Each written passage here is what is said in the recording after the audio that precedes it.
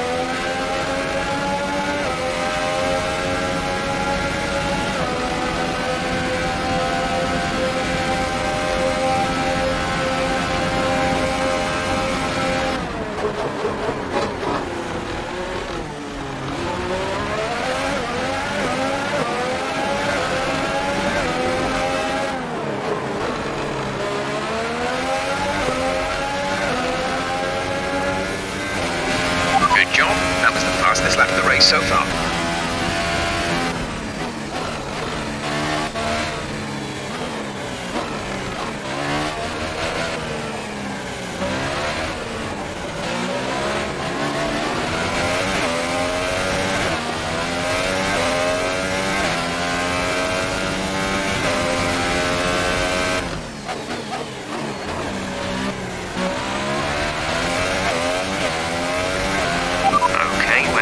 Somewhere on the ICE, be aware that we will start to see a loss of power.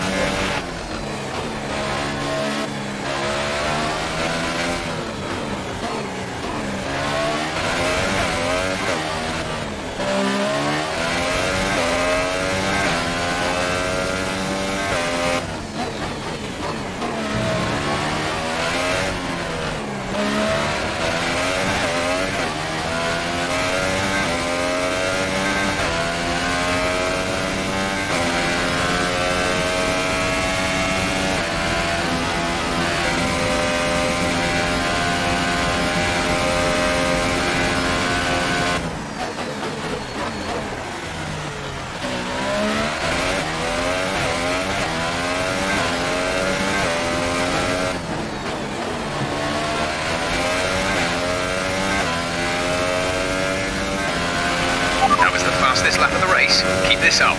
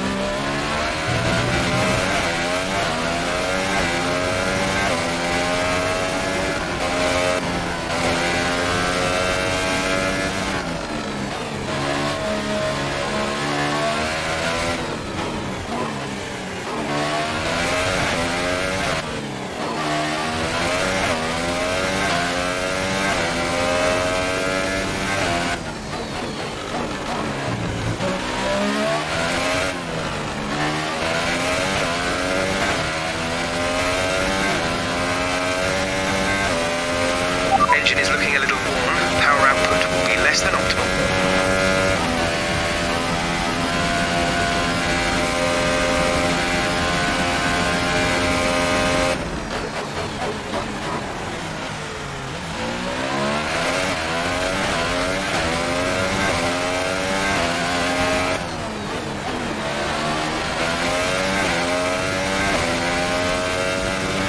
This is your final lap of the race.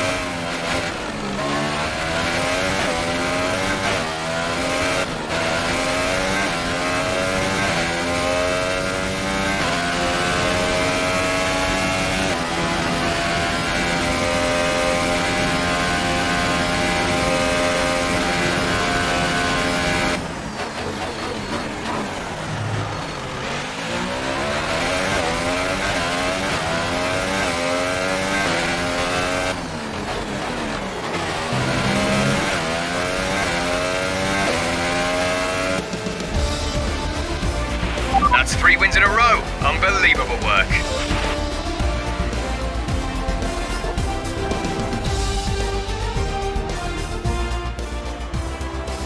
So, another fantastic victory for the Silver Arrows. Anthony, what do you think made the difference here? Well, I think the track conditions just really suited their car today. Wind, track temperature, you name it. These cars come alive when the tyres are just at the right temperature. So the more easily you can keep them there, the better your race tends to go. And that's exactly what happened. Their car just looks so comfortable out there. Well, I'm thoroughly exhausted after the excitement of that race, but I'm sure it's nothing compared to our drivers here. They've worked hard to make it up there, and it's great to see them make their way out onto the podium.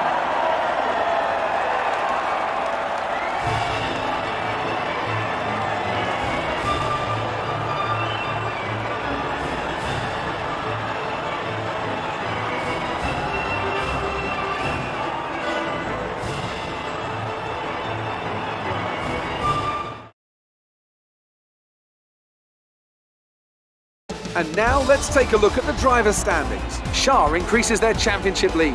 And now I'd like to ask you, Anthony Davidson, who was your driver of the day? Difficult call, but I'd like to say Esteban Ocon. He's just so gifted at getting the most out of his tyres, and he showed that today. And here's how things are shaping up in the Constructors' Championship. Mercedes have extended their lead at the top of the standings. Meanwhile, Renault move up the table with another strong performance this weekend. After all this drama, you'd be mad not to join us for the next race. We hope to see you then. Take care.